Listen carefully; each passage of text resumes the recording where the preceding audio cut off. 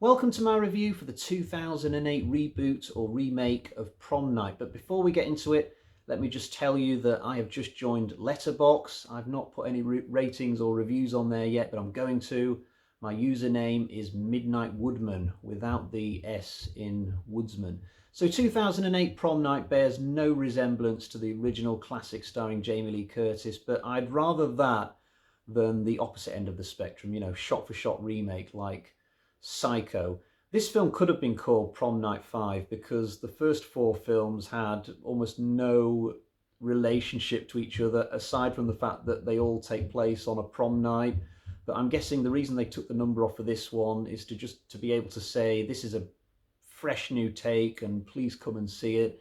It was directed by Nelson McCormick, whose only other film that he directed was The Stepfather from 2009. Apart from that, he's done only TV work. And if you look at the Rotten Tomatoes scores for Prom Night and The Stepfather, it doesn't bode well. 7% for Prom Night, 11% for The Stepfather. In terms of actors, I don't think there's really anybody in here you'll recognise, at least in the main cast. There are a couple of famous actors who play minor roles. So there's Idris Elba, who plays a cop. I've never seen him in any other horror film, I don't think, so I was surprised to see him in this. If you look at his filmography, he did Thor in 2011 and Prometheus in 2012, so I can only guess that towards the end of the noughties, he was still having to grind. He wasn't yet in the position where he could pick his own roles. There's also James Ransone in there as a cop. He went on to be in the Sinister films, but in terms of the main group of young kids, they're all unknowns for the most part. I thought I might have heard of the main girl, Brittany Snow, and then a couple of minutes later I thought to myself, well, I'm probably just thinking of Brittany Murphy. So the story in this sees a girl and her friends going to this prom night. It's at a swanky hotel this time instead of a school. But there's this guy who's obsessed with this girl. He killed her family when she was very young, so she's had to go and live with a foster family. And this guy, he did go to prison for his crimes, but now he's out and he wants to get to this girl. I don't think he wants to kill her. He just kind of wants to be with her, I think, because he doesn't want her to be with anybody else. It's kind of like an obsessive love thing. And I could have told you even before this film that I'm not really into that type of killer, you know, like the one in Sleeping with the Enemy. This film had a budget of 20 million, but I am absolutely shocked at that because it does not look like 20 million is on the screen. This is not going to be a very favourable review today. So let's get into my positives, and I had to work really hard just to come up with two, because honestly there's nothing I genuinely like about this film, but I did come up with two in the end. So firstly, the picture quality is quite good. Now don't laugh, this is a worthwhile thing to mention because even though I enjoyed the first four Prom Night films, they're all kind of scratchy and blurry. They desperately need to be remastered. This particular one looks really good. I watched it on Amazon Prime.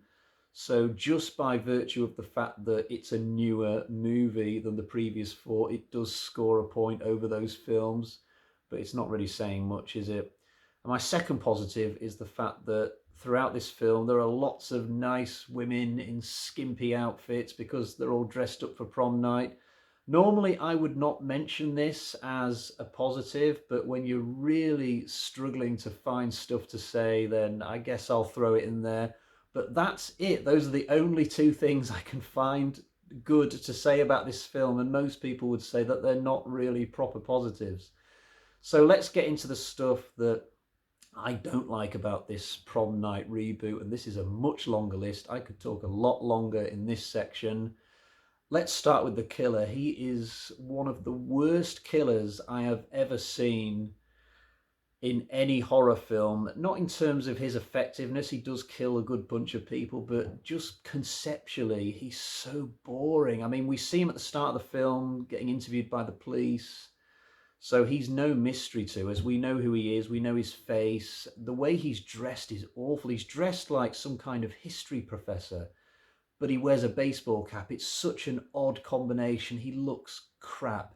His MO is to knife people with this slightly curved dagger, but all the kills in this film are boring. I think he might strangle one person at some point, but even when a kill does happen, the camera sort of awkwardly cuts away before you see any gore. So it's like a horror film for 12-year-olds. It's just pure shit.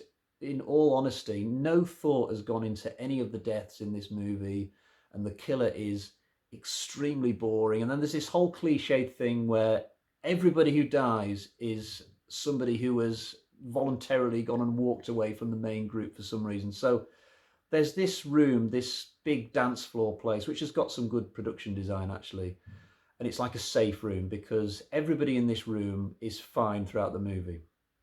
And then every death is literally somebody walking away for some reason. So, oh, I think I'll go and rest in my hotel room for 5 minutes. Oh, I think I'll go and check on so-and-so. I think they went back to their hotel room. Oh, has anybody seen so-and-so? Oh, don't worry, I'll go and look for them up on the 3rd floor. So there's always some bullshit reason for somebody to wander off, and you know that is when there's going to be a death. And it doesn't just stop with the prom night students, it's also the hotel staff. You know, there's some guy at some point going, oh, where's Mary? I'll go and look for her in this such and such a room. So it's such a boring plot as well.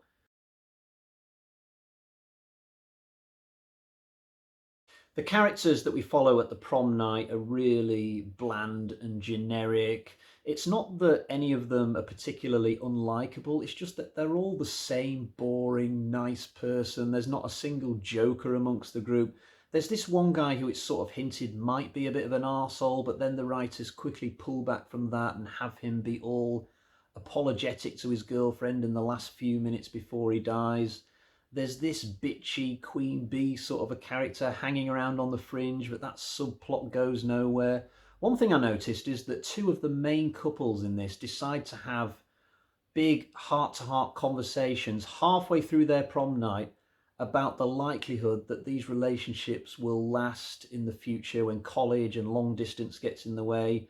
They're really emotional conversations, but I thought to myself, you wouldn't have conversations like this halfway through your big night. You would have them before the prom night or agree to postpone such conversations until afterwards. You wouldn't have them during.